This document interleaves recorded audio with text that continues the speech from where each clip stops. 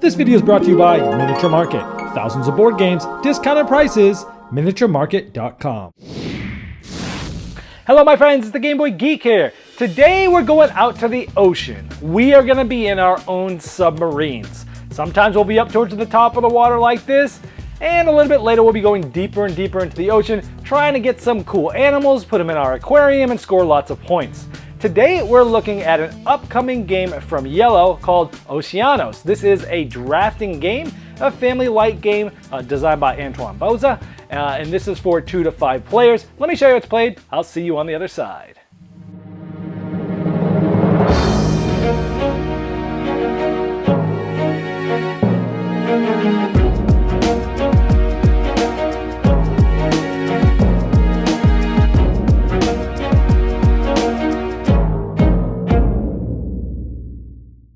At the beginning of the game, everybody gets their own sub to start with in the color of their choice. This is the purple one, also known as Naughty.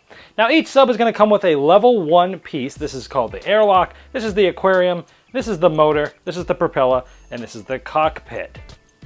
The red player is known as the Grabber. Look at him, awesome art here, just like usual for Yellow.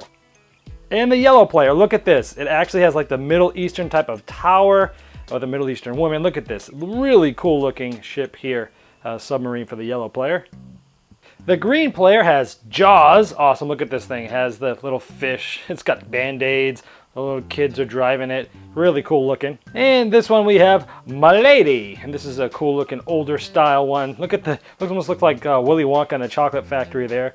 Another cool looking sub. Now the game is played over 3 rounds. First round you'll be sort of at the top of the ocean, then deep down in about the middle, and then at the very bottom. In each of these 3 rounds, there's going to be 5 turns where you're drafting cards and playing cards and building up all the things that you're exploring.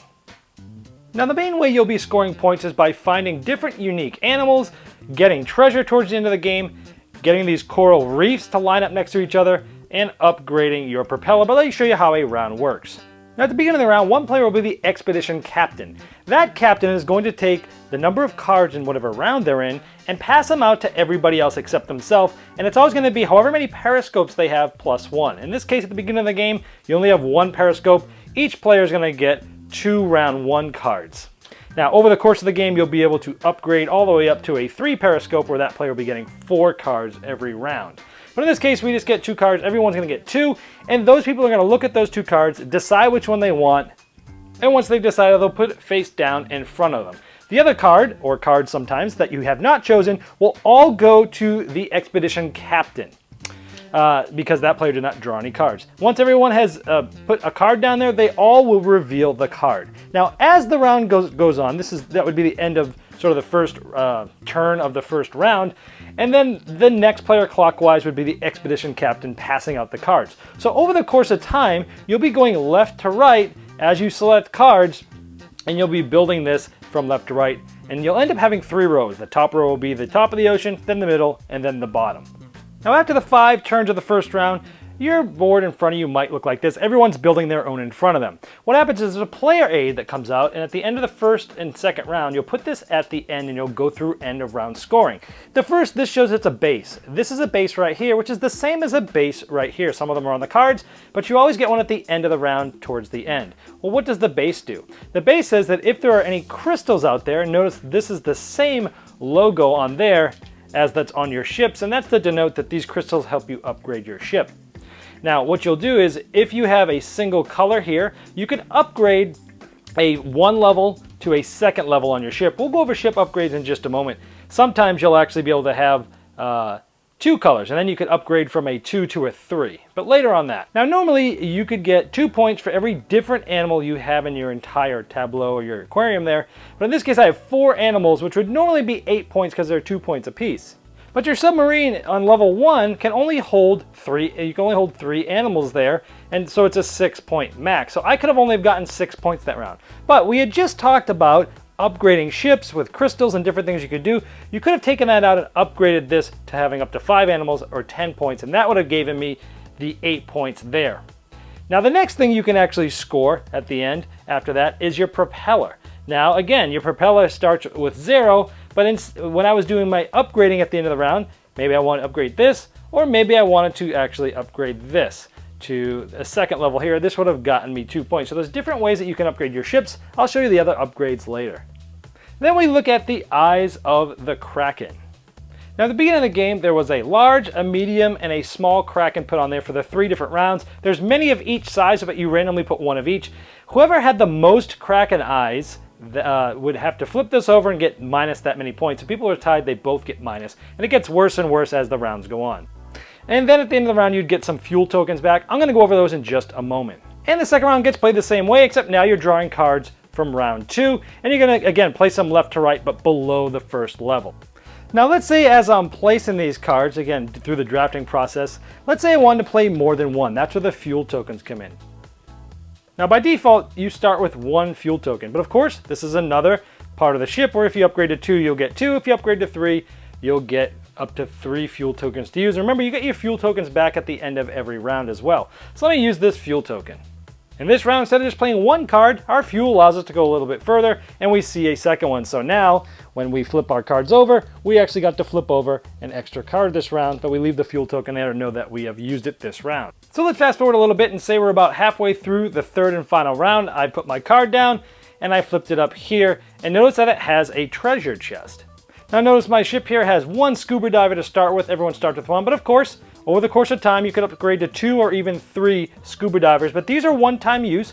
Once these guys get used, they're stuck on the treasures. Now you have to place these guys when you place a treasure card, and they'll go on there and they'll stay there for the rest of the game. They can't be moved. Now this is how it might look at the end of the game, and at the end you're going to use your same player, but you're going to flip it over for round 3. You do the same normal scoring that I showed you earlier, but then you do 2 end game scorings. Now for the coral, you will look at your largest run of coral that's adjacent, up and down, left and right, not diagonal. So this is adjacent to this, to this, to this, to this, and actually all of mine are one big adjacent. So you'd get 2, 3, 4, 5, 6, 7, 8, 9, 10, 11 points for the coral. Now, we go for the treasures. This person's going to start from wherever you placed them, and he's going to move up to the top of the surface and collect 1 treasure for every one. So in this case, he would have collected 1. But this is sort of a little pressure luck, where if I had placed this guy here in the first round, he would have just collected 1 treasure. But here, he got these 2. Now the treasures come out of a bag. They're going to be between 2 and 4, and you would randomly take them out and you'd get that much treasure and points. And so each player is going to be getting a score at the end of each round for, their animals and their propellers. And then at the end of the game, they're going to get an extra boost for those endgame scoring. Whoever has the most is the winner. And as you can see, over the course of the game, you're trying to upgrade all the different parts of your ships, or focusing on one of the others by getting more cards, being able to score more animals, getting more scuba divers, getting more fuel, or just getting straight points. Now there is a 2-player variant. Let's say I'm getting 3 cards this round because I have 2 periscopes on my ship. You play as normal. Let's just say I played 1 card, I didn't use a fuel token, and I would flip this over. From the other remaining cards in my hand, I may discard 1, and then I pass the other cards to the opposite player. So cards will be going back and forth, but you can discard 1 each turn. There's also an advanced variant called Troubled Waters. It's mainly meant for 5 players and experienced players, where the captain there, instead of just getting all the cards from everybody that they didn't use, they randomly pull 1 card from all the players, and then they make sure that they just have 1 card more than their periscope, and then they get to choose. So instead of getting all the cards and choosing, essentially they get 1 card from each player randomly, and they choose. All right, well, there's Oceanos. I talked to the designer Anton about this game a little bit and some background on it. And, 2 years ago, he had the idea to kind of create this game as he was, bathing his children in the bathtub with the submarines and the animals going in there. And it kind of just birthed this idea of this game. And I love hearing backstories of that and bringing that to you as well. Now, when you've got a top-notch designer like Antoine Bauza, and you have a top-notch publisher like Yellow, you're bound to get a really good family game, and I think that's what they're delivering here. Like usual, Yellow's putting out a game that looks amazing. They just have this knack for making things look awesome. The artists they hire always seem to just make this magical experience when you're playing the game, and you really feel like you're there because the components look good, they feel good, and this is no different. Part of the most fun of this game is really upgrading your submarines. I had so much fun doing that, and I was really excited that each of these submarines, as I showed you on the overview, are quite different. Sure, they're different colors, but they're different styles. You have the Middle Eastern style, you've got the Jaws, And then every time you upgrade them, each of the upgrades look different for each one. And it's really fun to do that, to figure out which thing you're going to upgrade. Now, this isn't a terribly deep game. I would call this a light family game. And the box says 30 minutes. That's probably about right. Once you know what you're doing, you probably play the whole game within 30 minutes. There's a little bit of a learning curve, learning how everything works and how things score. But it's pretty easy to figure out after you've played it one time. Even with kids and family, you'll probably figure out, how the thing works, and you'll be able to, set sail evenly there. Now, the game itself, again, it's not too hard, but there is a good amount of decisions to be made. You're building up, and you're like, oh, what do I want to do? I can upgrade something. What am I going to upgrade? Should I just upgrade the tail and get the 2 points? And maybe I can upgrade a second time and get 5 points. And I'll be able to get that every round. Or do I want more choices? I want to get more cards. Do I upgrade, the periscope to get me more choices? Do I upgrade to be able to have, more of the fuel to play more cards multiple times? Do I go after the scuba diver so I can get more treasure? So there's lots of different ways to go, and I like that. And depending on how the game goes and what you're getting past throughout the rounds, we'll decide which path you go on to. And I really like that because I feel like the game gives you a lot of freedom that you can really decide what you want to focus in on. And there's so many different things to focus in on the ship. Usually people are going to be doing different things, and that's pretty exciting. Even though this is considered a drafting game, it did feel quite different from pretty much any other drafting game I've played before, because essentially you're getting cards, and you're going to pick one, maybe more than one if you're using fuel, and then you get to pass all the rest of your cards to one person. I thought that was sort of an interesting thing, where when you're that guy, when you're the expedition person, you're going to be getting a lot of cards, but most of the time, people are going to be trying to give you things that are going to help you the least. So if they've got a choice and they're like, both of these help me, look and see which ones would help him. None. Okay, let's give him that one. So everyone's sort of piling on. So it's kind of an interesting dynamic there, where you tend to have more choices, but the choices tend to not be as good because people are kind of messing you over.